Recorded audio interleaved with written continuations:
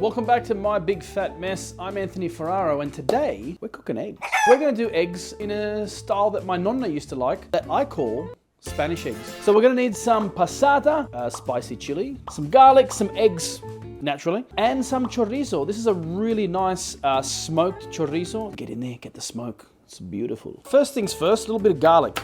So the eggs are the standout here. Don't go terribly too heavy on the garlic and the aromatics. Bit of extra virgin olive oil. We get our poaching liquid stock, sughetto, whatever you want to call it. We get that going, and then the rest is easy. So simple to make this dish. It's a lot of fun. Chop your chorizo. Nice thin slices. It's beautiful. So I like to get the chorizo going first. So just kind of get that in there. Doesn't have to be sizzling straight away. Get it a little bit crispy, and this is going to add to the flavor of our sauce. It's going to put a bit of smoke, bit of spice, bit of paprika. It's all good. The next one is your chili. Finally chop it. The chorizo's doing its thing now. Just give it a little bit of a stir. Now that we've got that lovely smoke in there, let's throw in the chili. The garlic always goes last, purely because what I'm doing now, I'm cooling down that oil. I don't want to burn the garlic, because no one likes that burnt garlicky smell, taste. This is one of my favorite ways to cook eggs. Absolutely love it. Okay, garlic goes in now. Now have a look, pay attention to the garlic. It's sizzling, but it's not terribly too hot. And instantly I can smell it. Got that nice caramel, that crispiness on that chorizo. Everything is infusing beautifully. We'll give that 30 more seconds. Give your passata a bit of a shake. A lot of it kind of congregates in the bottom there, and in goes the passata. Give that a stir. What we're going to do now, this is a little trick that Nonna taught me. We're going to throw in a little bit of vinegar. But I like using apple cider vinegar. And my recommendation, absolutely, get it with the mother. Always con la mamma. That's nice and warm. I've got a bit of a bubble. Let's taste. So we're going to need salt. The heat is good. The acidity, it could do with a little bit more. Half a cap, not too much. Now we need a pinch of sweetness. Everybody says you don't put sugar into sauce. Incorrect. Always put a little bit. But at this stage, because now we're hitting that acid, sweet, salty balance. That's really good. I'm really happy with that. I'm going to drop a little bit of water in there. Now, the reason I popped the water in there is purely because the passata is very concentrated. So the longer this cooks out, the more it reduces. We're cooking out that water, and we don't have much of a liquid to poach in. But if you can see, look at that. The bottom is basically clean. Clean and clear. It's almost as if you don't even have to wash it.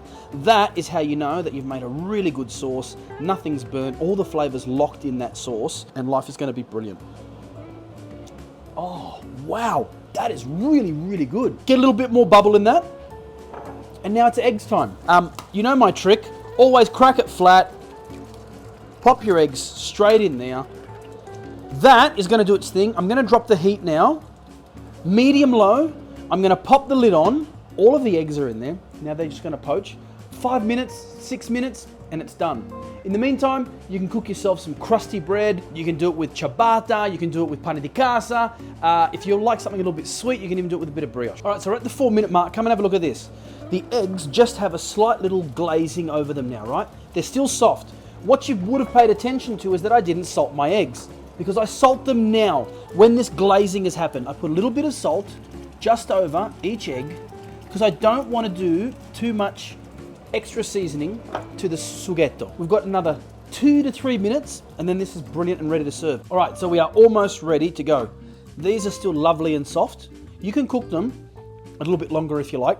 This is how I like them. If you wanted them hard, a little bit harder, go another 3 to 4 minutes. I like them nice and soft, so they ooze and run and spread on my bread a little bit. At this point here, I rip in just a little bit of basil. That's it. Pop the lid on. The toast is pretty much ready.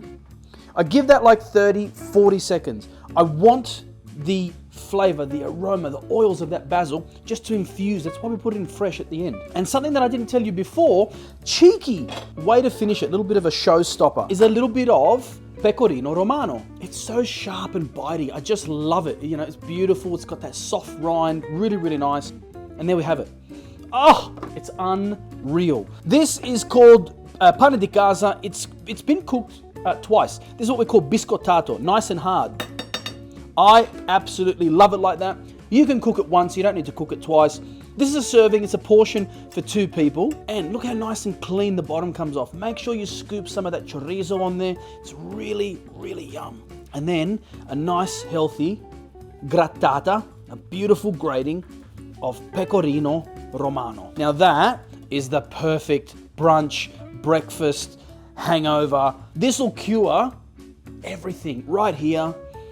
Oh, amazing. Spanish eggs, alla italiana, nonna style.